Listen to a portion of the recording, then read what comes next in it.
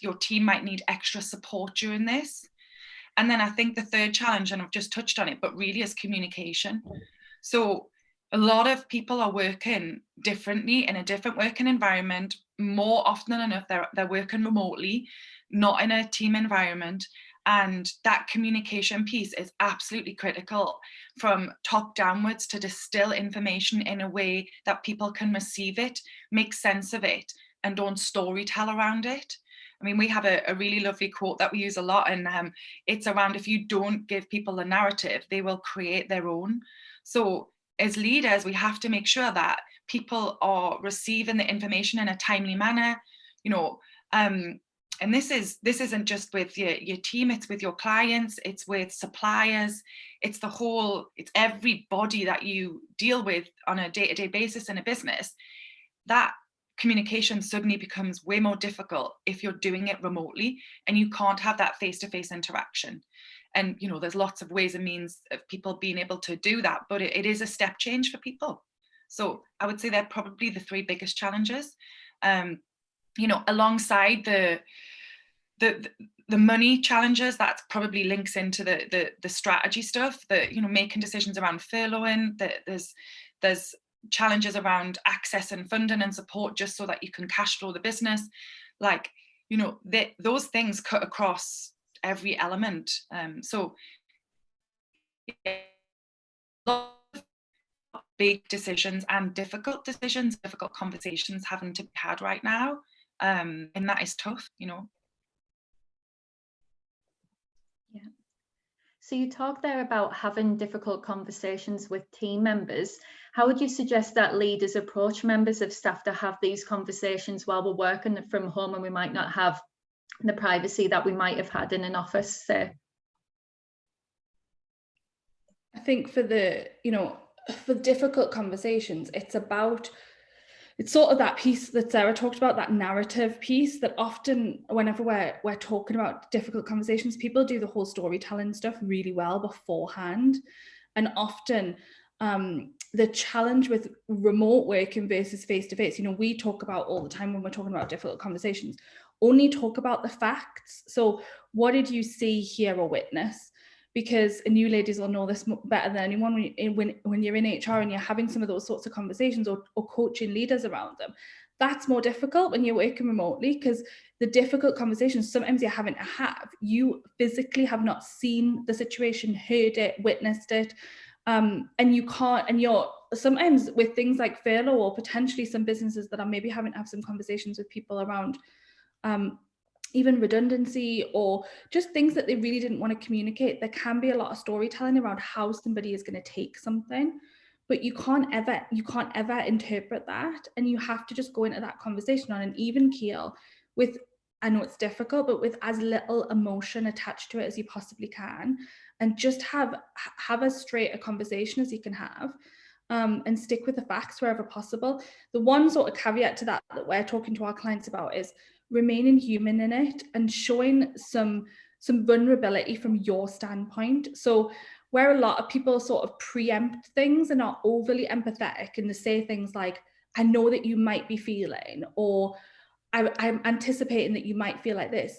Don't do those things, because you can't ever anticipate how someone's feeling, but you can show the vulnerability from your side. So, we had some clients recently where they were doing some company-wide communications, and they were worried about how some of that might be perceived by their team. And we said, well, share some of your personal implications. As business owners and leaders, it's soul destroying for us to see our businesses changing, and it's okay to share some of that information. If you're having a difficult conversation, it humanizes that. I'm going through this with my family, or we're finding it really difficult and we're working really hard to do this. That human connection piece is really important. But then once you've established that, it's just sticking with the facts and not storytelling around what they may or may not be feeling is a big piece, I think. And I think that the golden rule that we're talking about with our clients is communicate. Don't assume. Don't let people make assumptions. over communication is better than under, because people are sitting there, so we had a client, he actually ended up doing a video. We suggested he did a short video piece to camera, because he's got a big team in there across the country, and so that he talked to us in a senior management meeting via Zoom, and he shared some of what he'd seen with how his staff had stepped up, and we're like, you need to share that with the wider team, and you need to share the work that you're putting in, the effort behind as a senior management team to safeguard the business, and communicate that really clearly, because often what happens is you say you do all the good work behind the scenes, but you don't share it. So then people don't assume, often they don't assume you're doing it, or they don't know what you're doing, so they make up their own narrative. So it's really important at times like this is to communicate, over communicate if need be, and actually do the communication in a number of different ways. So video is great for connection and being able to really show some vulnerability and humanize the message.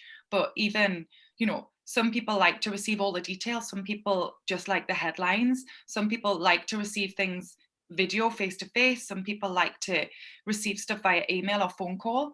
The golden rule really is just to ask. If you're doing something one-on-one, ask them, how would you prefer me to get in touch? And people will tell you, so it's, rather than doing it by your preferred method, ask the person, would you like me to give you a call, or let's do this via video? Or if it's a group thing, difficult conversations or difficult messaging, it's that humanization piece, I think, that Laura talked about. Yeah, no, totally. Thank you. So how are businesses managing productivity and well-being of staff whilst remote working?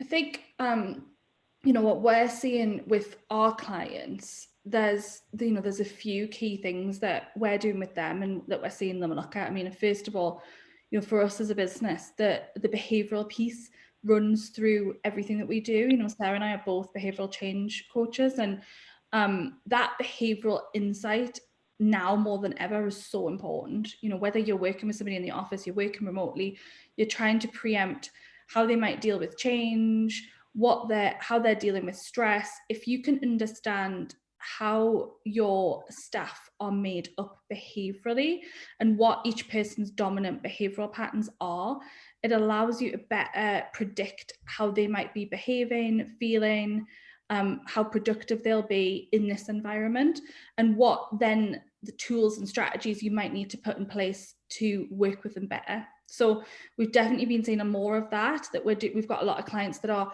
really looking at how do we gain that insight. So we've got a behavioural tool that a lot of people have been using to survey their team to really get that in-depth knowledge, so that they can then put in place strategies that work versus sort of broad brush, we think this might work strategies. And then really, I think a lot of people seem to be focusing on CPD currently. If you've got teams, there are a lot of businesses, and I know you guys are one of them, that are busier than ever. If you've got businesses that maybe from a customer facing standpoint, you're not as busy, you will never get this opportunity again to spend some time doing CPD with your staff. We hear all the time, or we haven't got time to do management training, as an example. A lot of our clients are looking at upskilling their managers. When you're in a busy business, often you promote people as they get to that point, but most of them never get any formal leadership or management training. So we're actually seeing a lot of businesses take a slight step back because a lot of their managers or leaders aren't being furloughed, but equally are not as busy because some of their teams furloughed, or they're not doing as much client-facing work. So they're actually using this time to do some upskilling of that. So we've actually been doing a lot of training, both live and through our online learning portal. So that's something we're seeing from a lot of people, and we're hearing from a lot of people. And I think within that training piece, there's starting to become, I think we've sort of, we're a few weeks in now. I think people are starting to think about resilience of their team through this, and well-being, and of both your current workers and your furloughed workers, because we do a lot of identity shift work, and for people that are furloughed, they've to an extent lost their work identity a little bit, and a lot of people are, when we've been doing one-to-ones, they're feeling a little bit lost and they're not quite sure where they fit. So some resilience stuff for the people that are furloughed. You know, the government released some guidelines last week around training is okay to do for furloughed workers. It's not classed as work.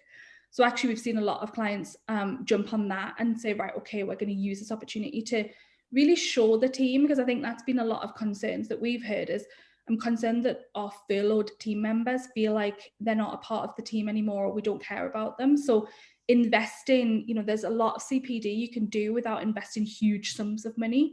So we've got a lot of clients doing resilience type work with them, but then also on the flip side of their current workers, it's an interesting piece, and Sarah and I were just talking about it, because a lot of employers have decided to pay their furloughed workers 100%. And it's become a bit of an interesting one, because I think on one standpoint, it's a great thing to show people that you're willing to do that. But then it leaves a question with the people that are left working, that actually are now being paid the same amount as people who aren't working, but are potentially busier. And a lot of people are still going into, especially if you've got businesses where you're like manufacturing or something like that, they're actually still going into work.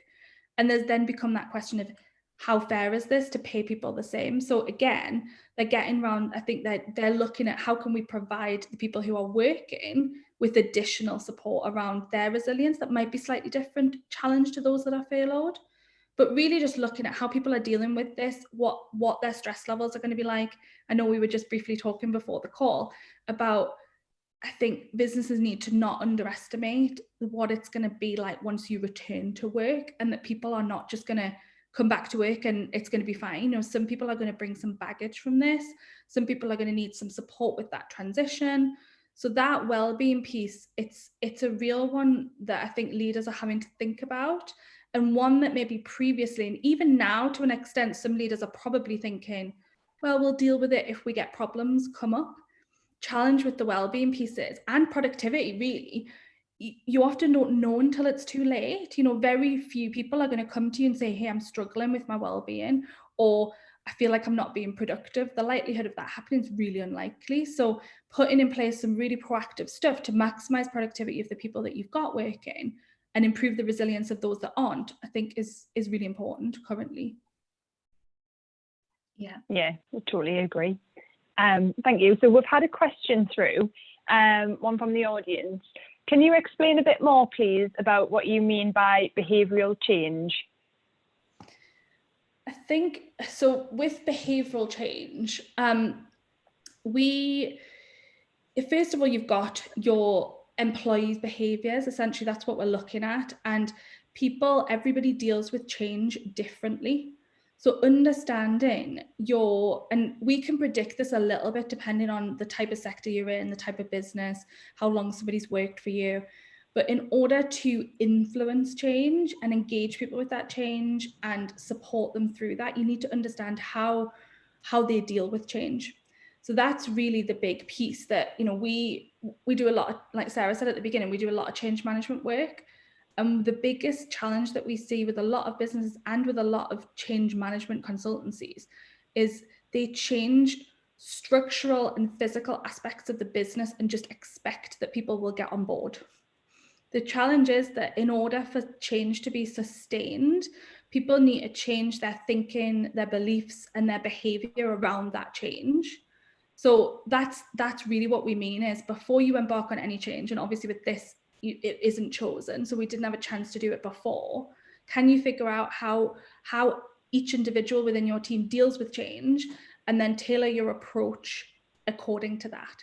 And there's ways, if you've got big businesses, you know, our tool helps people look at that on a mass scale. You really just need to know what are the percentages, because if you've got more than 50% of people that really struggle with change, you're going to have to do more work on that than maybe a business.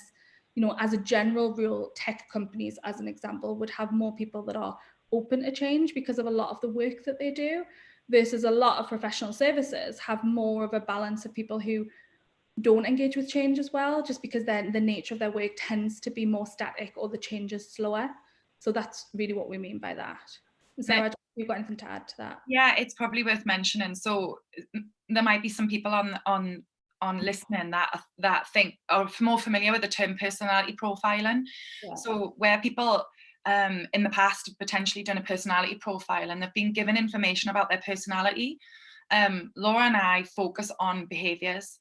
Personality tends to be relatively static. So if you get profiled when you're younger, usually your personality doesn't really change significantly. And we often tell the story, her father was dad is a Myers-Briggs practitioner, which is a personality profiling tool.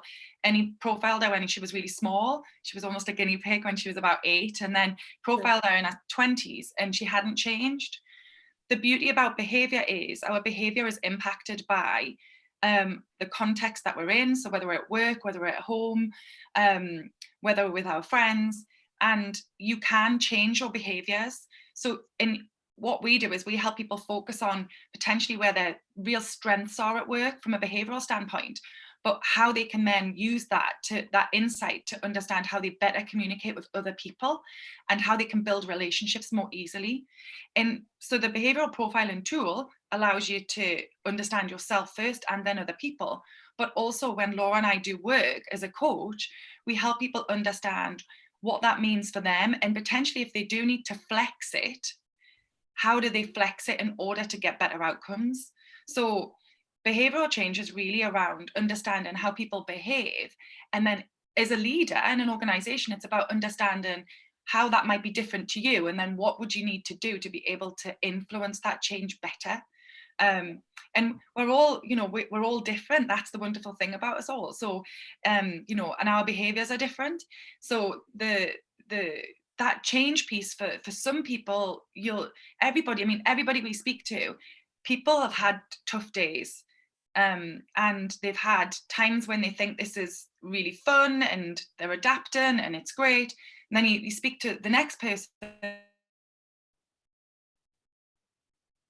devastated, they can't afford to pay bills, that the extremities. And then you talk to key workers, and they're at the front line and they're dealing with this change at the front end. So, but how people deal with that, there's nobody is going to get it right the whole time that this is going on. And in business, you're making decisions based on good intention, but our behaviors drive a lot of that. Yeah.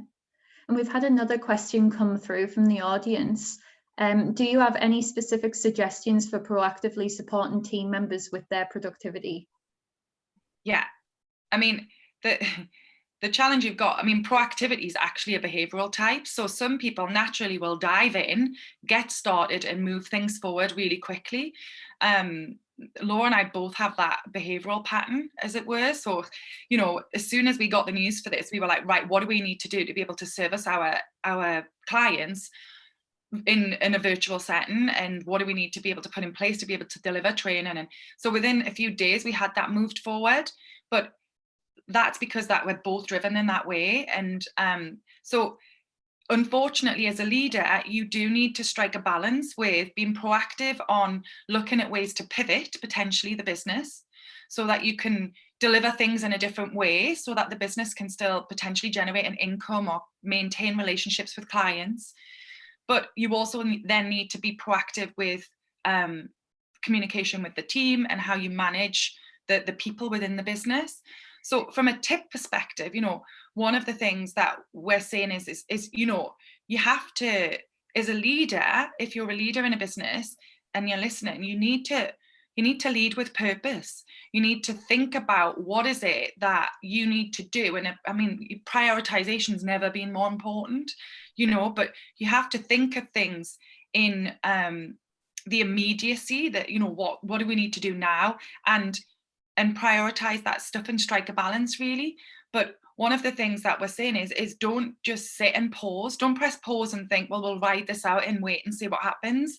You have to, this is the time when innovation, there's huge opportunities for innovation and looking at things differently. And, I'm forever the optimist, but I know that there'll be some great things come out of this from a point of view of how people have learned to do things more efficiently, effectively, cost effectively, that maybe generated new ways of delivering a service or generated a new product. Now, I know that's not easy for every single type of business in different sectors. It's more difficult to pivot than it is for others. So I wouldn't want people to think that I'm saying that's an easy option, but it's absolutely something that, you need to be proactive in driving innovation during times like this. And we've already seen in the news and you know, people sharing great stories about great things that have come out of this already, and we're only a few weeks in. So it's amazing what people can do when they come together, or like-minded people come together and they put their foot on the accelerator. It's actually sometimes you're torn between sitting back and just waiting, or do we start something new and take a risk? And you know, we're saying, you know, for our business, it's about looking at things strategically, but to pivot, not pause, you know, to move forward, to get things started, and avoid sitting back and reflecting too long.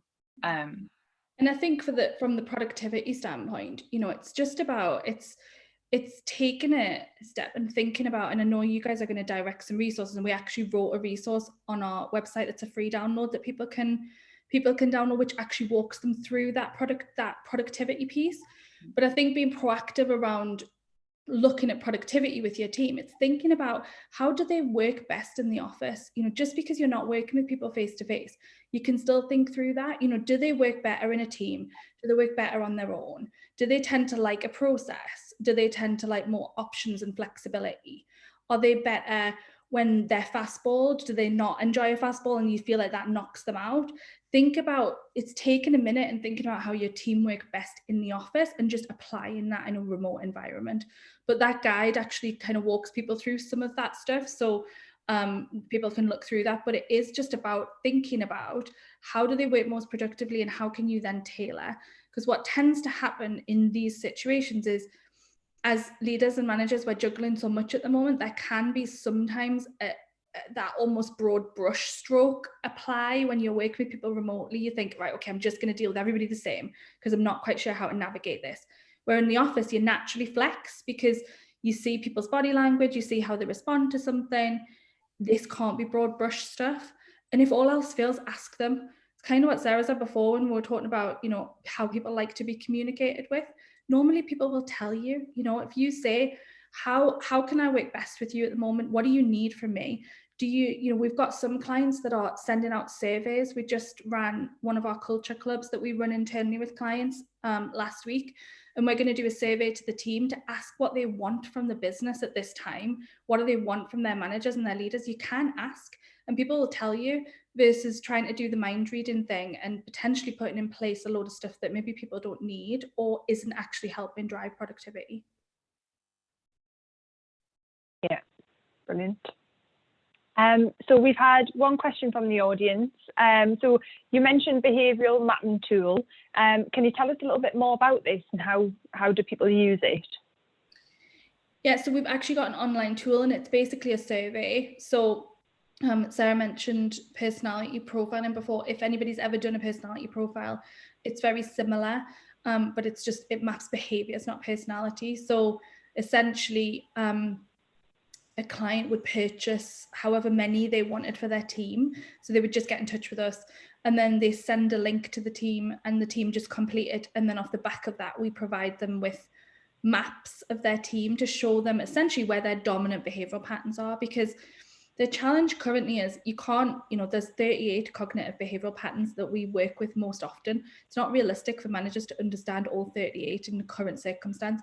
All you need to know is where are your team's top 3 or 4 that are going to cause the biggest challenges, potentially from a productivity standpoint, from an engagement standpoint, from a communication standpoint.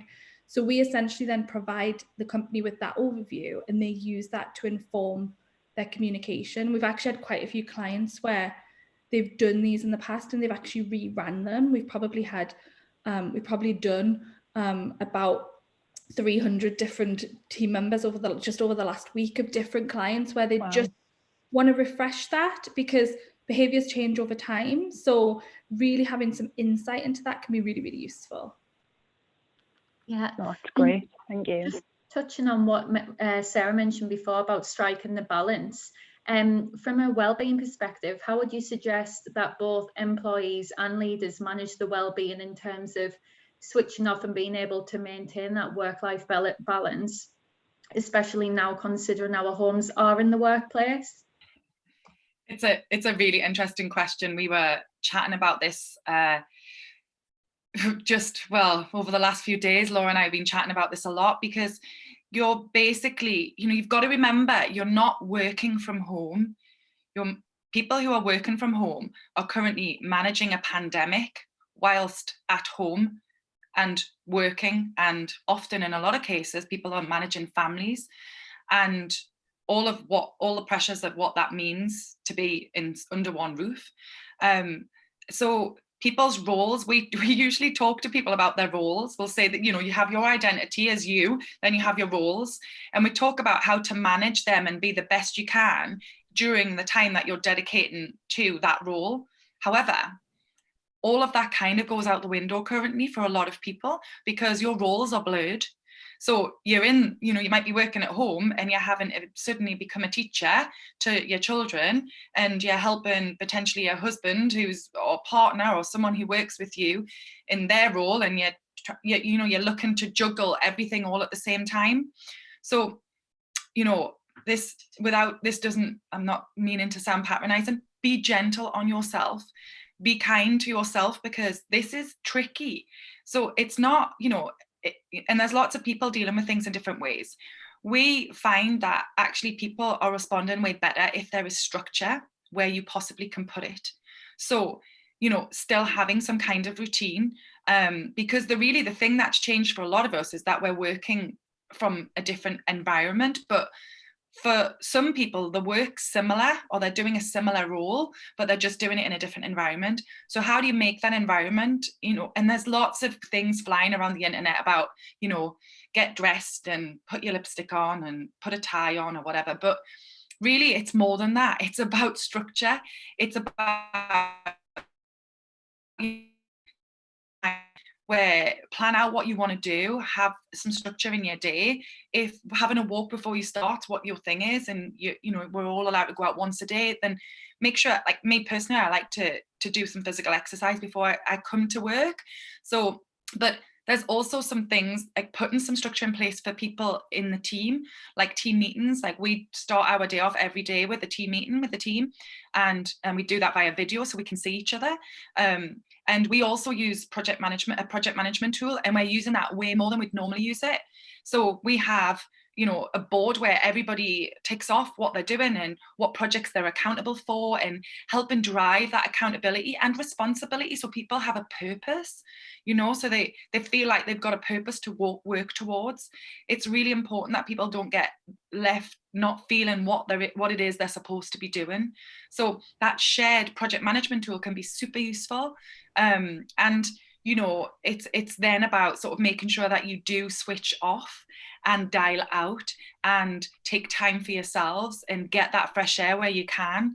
And not to sit working ridiculous hours because you think that you should be, or your job's in jeopardy because you don't know the uncertainty around the future, and you think, I need to be seen to be working all hours.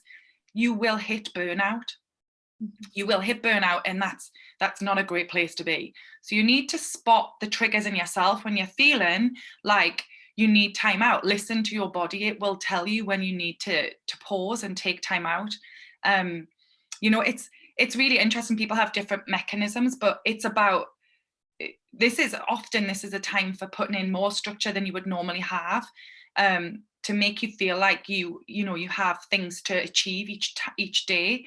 And even for people who, if you've got staff who have been furloughed, I was talking to someone just last night around he's feeling difficult because he's not got a purpose every day because he's not at work. And so instead, do some CPD, learn some new stuff, give yourself a purpose, whether that's, Laura and I have just bought the team, it's a masterclass. It's a central, sorry, Laura? Called masterclass. It's called masterclass, and you basically, it means you can log in and learn new skills from all kinds of famous people. And it was our way of saying to people, go and learn something new, and whether that's interior design or cooking or how to apply makeup, or there's all kinds of stuff on there. But that was so we can say to people, even if it's a side project, do put some side projects in place so you've got something to focus your mind on, that isn't work. But the physical activity and eating well and managing sort of to do to feed your body, you know. We were chatting yesterday about that, the difference between that. It's really important to feed your mind and your body. So, you know, physical activity is one thing, but actually you also need to think about your immune system in the current situation, and how are you giving yourself the best chance to be able to keep your mood levels up and your energy levels up, because this is a time where often people are having mood swings and their energy levels are up and down, and they're feeling like they're the only person that's having that. They're not. We are all having that, but it's about giving yourself the best chance to be sort of fit and have the energy that you need to be able to tackle some of the challenges ahead. So that well-being piece is really, really critical. And I think as employers, we need to be mindful of that. So, you know, we've had some clients ask us for some guides around that and some advice, and we've ran some webinars for clients where we've talked about this stuff. They've offered one-to-ones to staff, so that people can, you know, there's an option if you feel like you need to talk to someone, you can. And I know that's not necessarily going to be relevant or feasible for every business owner, but there's quite a lot of stuff that's free of charge that you can also circulate, or things that you can, just being seen to care is enough. People feeling valued, people feeling like that, you know, people have got their back and they're part of something. I mean, we've seen some fantastic examples of people coming together and helping each other, and, you know, that camaraderie amongst teams. It's just, I mean, it's amazing to see. So for all of the challenges Laura and I have seen within our clients and people that we're working with, we're seeing some amazing stuff where people have just stepped up and delivered and worked together. Yeah, definitely. You know, we've seen it in the community. We've seen some amazing examples of that with communities and key workers and people helping and supporting and raising money. And so often the focus of your mind on positive things and feeling like you're doing something while staying within the rules, obviously, can actually be really great. So, you know, volunteering to do calls or to, you know, pick up shopping if you can, or whatever. It feeds the soul, you know. It makes you feel like you have a purpose during a time of challenge. So no, totally agree with that. Thanks, Sarah. So how do you manage your own resilience as a leader in the current climate?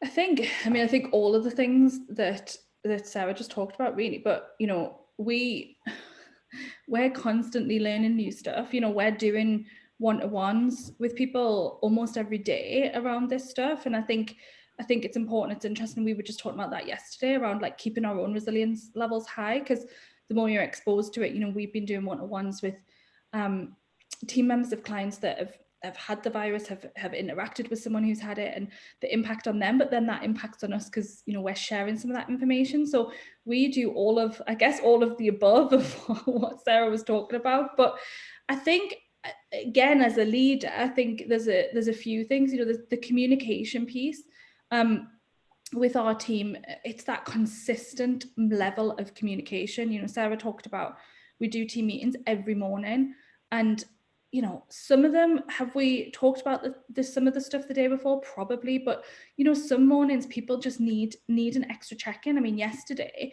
most of our team meeting yesterday morning was sort of spent sharing some stuff about, I think the 4-day weekend hadn't been great for a lot of people, because a lot of people are busying themselves with work. So we actually spent some time just as a team talking about how we raise the energy levels after that. So it's that consistency. You know, what we've been seeing is, it's especially in big businesses, it's about getting your managers and leaders on the same page, because we're seeing in some businesses some inconsistency around, you know, some managers are checking in with their team and doing a call every morning, some are doing it once a week, some haven't done it and are still just sticking to emails.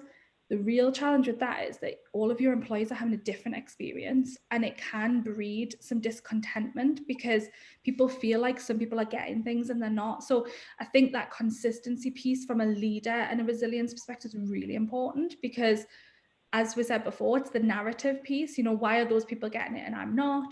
And it doesn't need to be long. It can be 10 minutes, you know, 10 minutes at the start of the day, just to get everybody on the right page, I think is really important. But also being, again, going back to the thing we talked about at the beginning, you know, it's okay as a leader to show a little bit of vulnerability to your team, you know, explain that you're struggling with some stuff and that the door is open to have a conversation if they need it. Because often as leaders, we put these game faces on and we've got it and we've got to show everybody we're in control.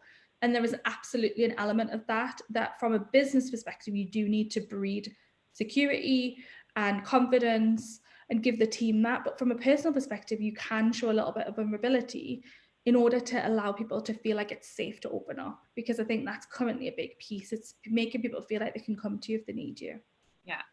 I mean, you know, we can give you a little insight into Laura and I's life, you know, around doing Zoom workouts in the garden with each other and, you know, and checking in on each other around what we're eating but actually doing some coaching with each other during this time. We've definitely been doing that because it's important for you to be talking, and you don't have to be a qualified coach to help someone. You can just ask them if they're okay, making calls to people. You know, we've got a client down in London who their management team's doing a great job. They're calling up, particularly those people who live on their own, because there's a lot of their team are, you know, they live on their own in the city, and making just a personal call from the director to say, how are you doing? Are you okay? And arranging a social on a Friday like they used to do in the office, and just having 4 o'clock drinks over Zoom or Teams, and that camaraderie piece, you know, and doing book clubs where people are reading books and then jumping on a call and chatting about them. Or there's those, it's honestly, I can't stress enough how important small acts of kindness can impact a person or a team. So, you know, it's, and you know, sometimes people will say to us, well, what can I be doing? I'm like, ask, do something. You know, if you've got more time on your hands because your job is less because of the situation, ways of projects, improvements, ensure that, you know, that you're using this time effectively, because that's the sort of stuff that just, you know, the small things amount to really big impacts often. And so, you know, if anything, I would say don't hold back, just reach out to people. That some of the behavioral profiling stuff really, there's certain behavioral types that really need that interaction with people. And what that means is whilst you're working remotely, you can feel super isolated. It's one of the things that motivates people to go to work often is people and their team and feeling like they belong. So this remote working, and I'm one of those, so this remote working is really tough in the sense of still having that interaction with the team. So we do way more video calls than we do phone calls, because our team has got a bigger skew of people who like to feel like they belong and want to be part of the team, and the camaraderie piece is really important to be motivated. So, you know, we're working on that and we're responding. I'm sure Laura's sick of doing video calls with me because it's my preferred method, but I like to be able to see it. Even sometimes when we're working, we'll keep video on and we'll work on shared documents together. But, you know, it's about, to be honest with you, it's about helping yourself. Nobody can do it for you. You have to help yourself. And whether that's you as a business leader or a manager or someone working in a business, you've got to take responsibility for taking ownership of what you can do, and don't think about what you can't do. Don't think about what ifs too much, because currently nobody knows what the next few weeks are going to look like. You can plan your scenarios from a business strategy perspective, absolutely. But, you know, I'm getting up every day and thinking, how can I make today great? How can I make this the best day I can make it? And then I'm going to bed and I'm getting up the next morning and I'm starting from fresh. How can I make today great? Because we've planned for the business, we've got the scenarios in place, we know what we're doing. However, I don't want to sit and fret on that every day. It's not useful for your well-being or your energy levels. So it's about putting your energy where it counts. You know, there's a lot of people saying, I've got no energy, I just feel lethargic, I feel really tired. The less you do, the less energy often you have. It's you know, the more static you are and the less you use your mind, the more fatigued you often feel. So, you know, the mindset piece is so important, isn't it? It's getting that right and leading from the front. You know, if you're as a leader, you know, being not visible because you can't motivate yourself, not communicating. You know, we're sort of asking the question of leaders, like, how have you stepped up in this? Like, are you going to look back at this and be really proud about how you stepped up? How are you being more visible? How are you communicating more? Because this is currently the time to do more. And, you know, we're seeing so many amazing examples of that with current clients, with people who aren't clients, but we're also seeing some people that are just the same as they were, or maybe are just sort of in their own head about it. And it's like, your team need more from you right now. And people remember how people deal with situations like this. So this actually could be a pivot point for your business and for the engagement of your staff. Because if you do this well, this is the sort of stuff that creates lifetime loyalty with people. So it's really thinking about how you're stepping up at the moment. Yeah. Yeah. Great. Definitely. So how does Duo Consultants focus and tailor services specifically to the needs of businesses? Do you have any examples?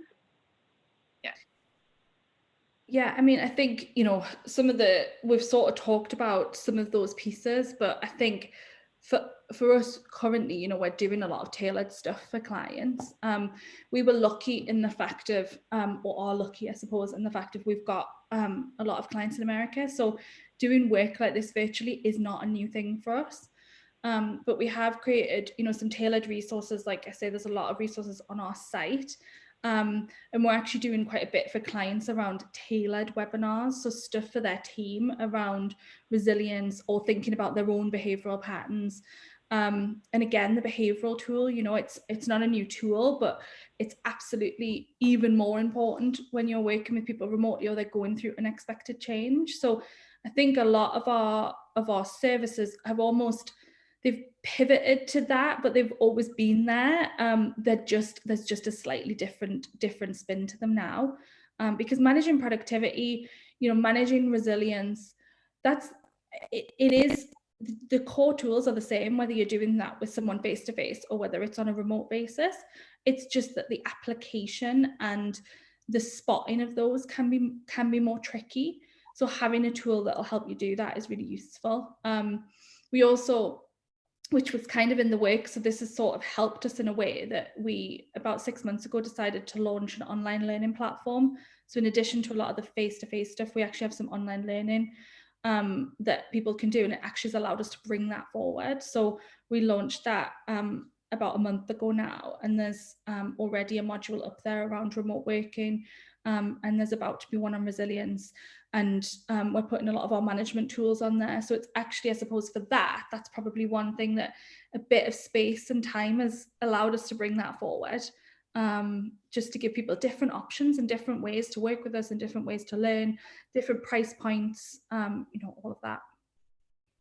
Yeah. I think just to add to that, pretty much everything we do is tailored, because no business is the same.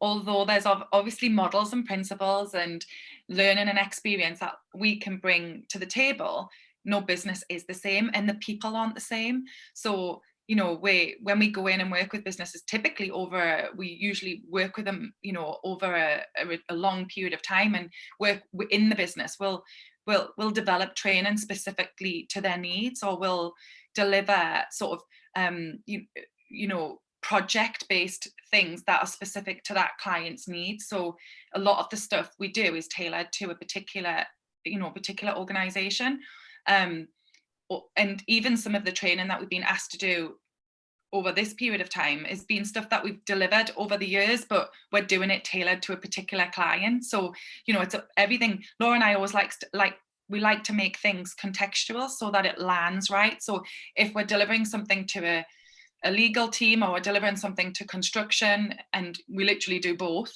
you know, we make sure that the content is relevant to that sector and industry, so that it has a better impact and better learning for the client or the recipients. Yeah. Because I suppose there's no one size fits all approach, especially when there's so many team members in different industries involved. Yeah, absolutely. Yeah. But the really great thing with the behavioral stuff is, it's interesting because a lot of people have been asking us about like diversity and inclusion and all of that sort of thing. And the great thing about behaviors are, you have certain behaviors that just fit a certain role. Doesn't matter what industry you work in, you know, what gender of person you're recruiting, whether they're working from home or they're working in the office, there are just certain behaviours that work better than others in certain contexts, and then in other contexts there will be others. So that's the kind of beauty of it, really. Yeah, great. So where can people get in touch with Duo to find out more information? I mean, I think our website's probably a good place for people to start. You know, I know you guys are going to send the link through to the resources page. There's a load of free resources on there that people can access.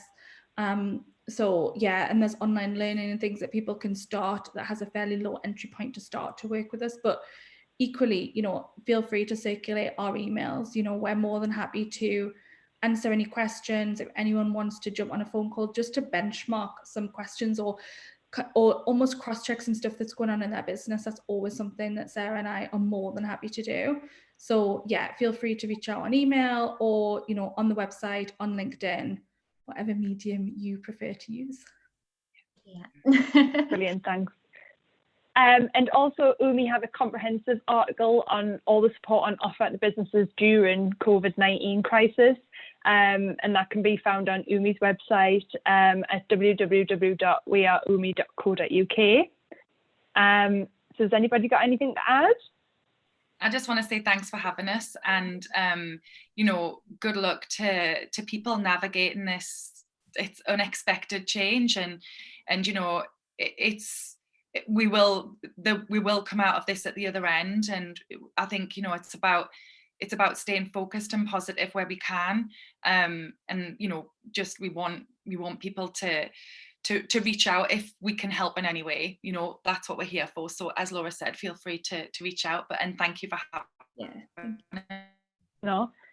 So thanks, Laura and Sarah, for joining us today. It's been really valuable, and I think we've covered a number of important points, and hopefully the audience should have a number of useful takeaways to action in their business.